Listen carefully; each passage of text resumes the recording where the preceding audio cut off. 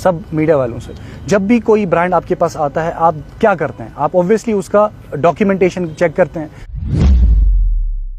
आप ये देखते हैं कि कंपनी रजिस्टर्ड है, आप ये देखते हैं कि ये लीगल कंपनी है या नहीं, उसके बाद ही आप किसी ब्रांड को प्रमोट करते हैं।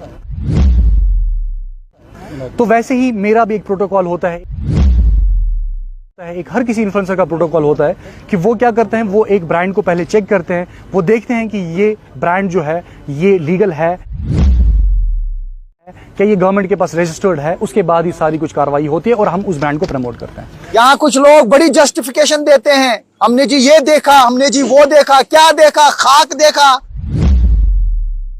आपको क्या मालूम आरओसी क्या होती है, आपको क्या मालूम कि कॉर्पोरेट अफेयर्स क्या होता है।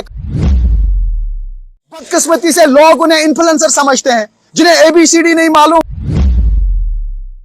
वो हमें बताते हैं कि उन्होंने डॉक्यूमेंट्स देखे। Who the hell they are?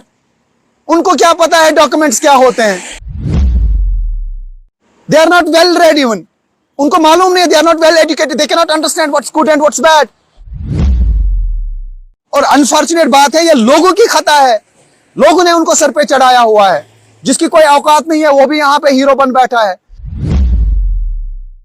कोई भी दो लोग प्राइवेट लिमिटेड कंपनी बना सकते हैं,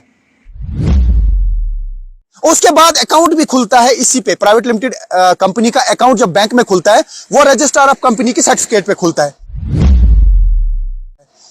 पैन कार्ड भी उसी पे मिलता है, आधार कार्ड एक शख्स का अपना होता है।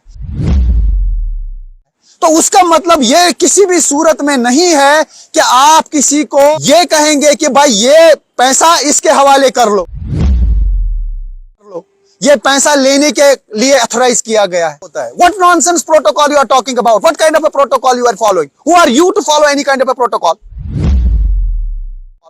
Who are you? तो ये जस्टिफिकेशन नहीं है। इस चीज को मैं लगातार हाईलाइट करूंगा ताकि कोई और स्कैम ना हो, कोई और ऐसी फ्रॉड करने की हिम्मत ना करे।